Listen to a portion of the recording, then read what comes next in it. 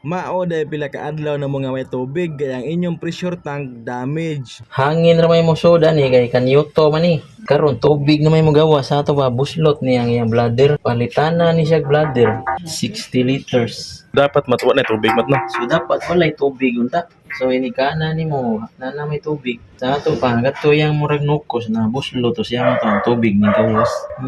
Sa pag-ilis og bladder, tangtanga og kuhain sa og supply tapos i-release ang tubig nga existing usa mo mag-replace og bladder. Ang pagtangtang sa bolt atong hatagan og gamay nga pag-amping nga di ma-damage kay inig human natong taod sa bag-o nga bladder ato man sad na siyang ibalik. Tangtangon ang cap, human iyabo ang existing nga tubig. Atong siguroon nga before nato ilisan wala na tubig sa sulod. Wala na tubig, tangtangon na po nato ning nut sa iyahang kanyoto. Itarog plaster ang pressure tank karon mabira na mugtarong ang guba or ang damage nga bladder.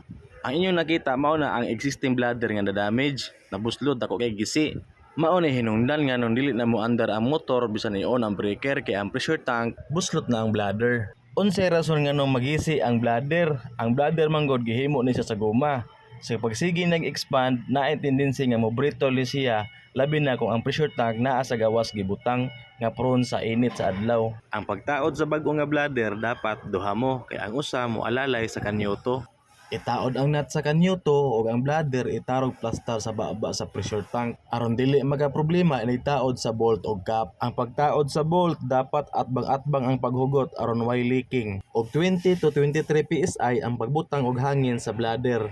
Once a month ninyo i-maintenance ang ingon ani nga klase sa pressure tank. Check ko niyo ang hangin or ang PSI kung napaba sa 20 to 23.